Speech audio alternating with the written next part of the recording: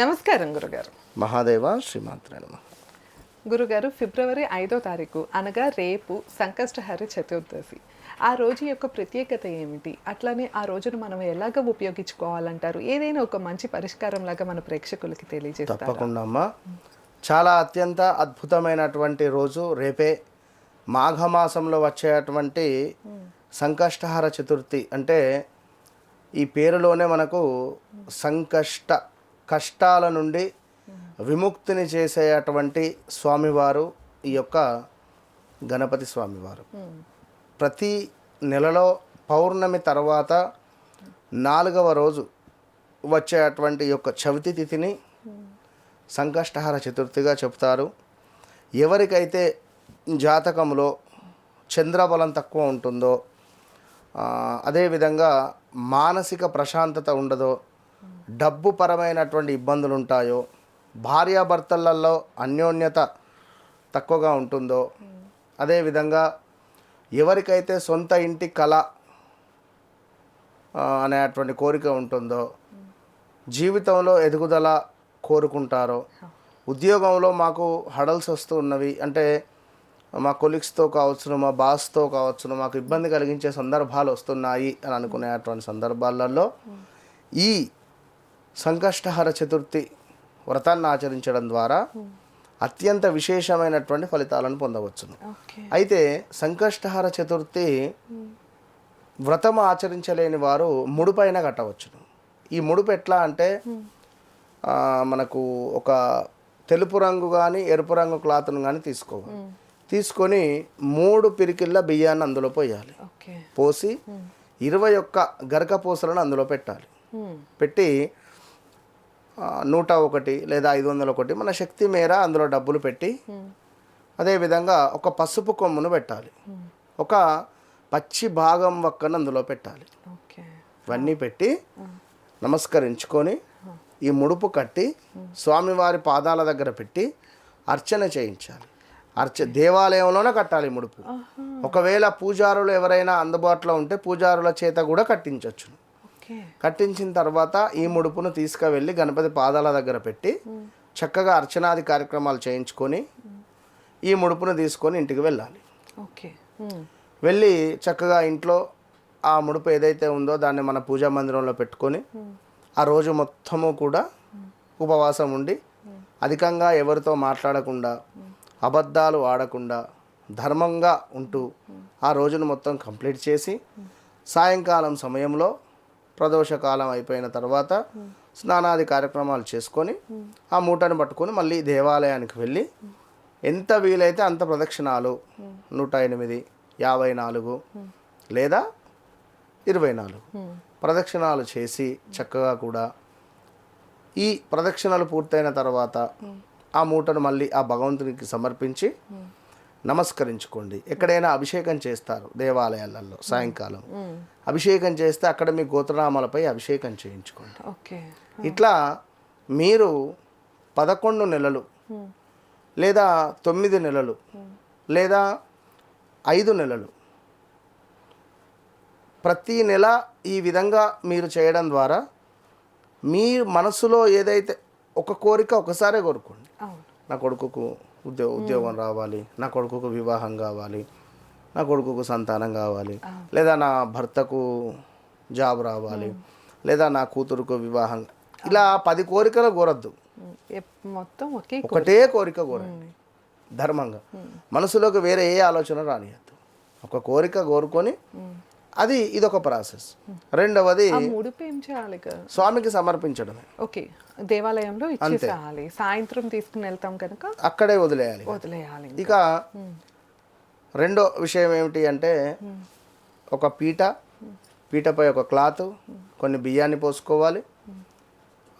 బియ్యాన్ని పోసుకున్న తర్వాత ఒక రాగి కలశము, బూరు తీయని ఒక కొబ్బరికాయను పెట్టాలి. అందులో బియ్యం ఉంటుంది, రాగి కలశంలో బూరు తీయని కొబ్బరికాయ పెట్టి చక్కగా కూడా ఒక జాకెట్ పీస్ పెట్టి స్వామివారి యొక్క పసుపు గణపతిని చేసి అక్కడ పెట్టి చక్కగా కూడా స్వామివారికి సంబంధించినటువంటి పూజా కార్యక్రమాలు చేసుకోవాలి. ధ్యానము, ఆవాహనము, ఆసనము, పాదయోహ పాద్యము హస్తేశ్వర్గ్యం ముఖే ఆచమనీయం ఉపచారిక స్నానము ఉంటుంది, మంత్రాలు ఇట్లా చేసుకొని మనకు అలంకరణార్థే అక్షింతలు ఓ 2 సార్లు వేసి పసుపు కుంకుమ వేసి గణపతికి ఇష్టమైనటువంటి సుముఖాయ నమః, ఏకదంతాయ నమః, కపిలాయ నమః, గజకర్ణికాయ నమః ఇట్లా నామాలు ఉంటుంది. ఆ నామాలను స్వామికి సమర్పిస్తూ గరకను స్వామికి సమర్పించండి. సమర్పించిన తర్వాత ఇక్కడ పూజ అవుతుంది. అయిన తర్వాత సాయంకాలం కూడా, ఇది ఉదయం, మళ్ళీ దీనినే సాయంకాలం కూడా చేయాలి. ఏమైనా నియమాలు ఉంటాయా గురుగారు? ఫాస్టింగ్, ఇక ఉపవాసం అంటే ఉపవాసమే అంతే పూర్తిగా. మీరు జ్యూస్ మీద ఉంటారా, వాటర్ మీద ఉంటారా, మీ ఇష్టం. ఇక ద్రవ పదార్థాలు మాత్రమే, ఘన పదార్థాలు ముట్టొద్దు. ఇక ఇదంతా అయిన తర్వాత సాయంకాలం మళ్ళీ స్నానాది కార్యక్రమాలు చేసిన తర్వాత మళ్ళీ సాయంకాలం పూజాది కార్యక్రమాలు చేసుకోవాలి. చేసుకొని చక్కగా కూడా దగ్గరలో గణపతి ఆలయం ఉంటే వెళ్ళి రావాలి.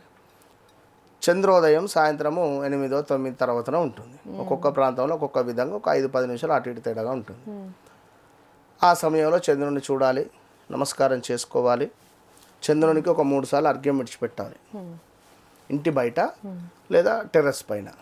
చంద్రగ్రహాయ నమః అనుకోండి. చక్కగా అర్ఘ్యం విడిచిపెట్టి నమస్కరించుకొని వచ్చి భోజనం చేయొచ్చు. నైట్ భోజనం చేయాలి, చంద్రోదయం అయిన తర్వాత భోజనం చేసి పడుకోవాలి. ఇది ఒక ప్రాసెస్. ఎట్లా అంటే కథ కూడా ఉంటుంది దీన్ని, ఆ కథ చదువుకోవాలి.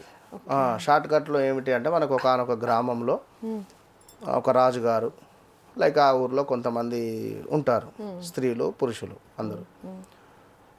ఒక శుక్రుడు పుష్పక విమానంపై వెళుతూ ఉండగా పుష్పక విమానం కూలిపోతుంది, వాళ్ళ ఊర్లో ఆగిపోతుంది. అందరూ చూస్తారు. ఇప్పుడు జనరల్గా ఒక సాధకుల ముఖము ఎంతో తేజస్సుగా ఉంటుంది ఉపాసన చేసుకునే వారికి. ఒక కొన్ని వందల పవర్ శుక్రుని దగ్గర ఉంటుంది. 100 లైట్లు వేస్తే ఎంత పవర్ ఉంటుందో అంత పవర్ తన ముఖంలో ఉంటుంది, అంత తేజస్సుతో ఉంటాడు.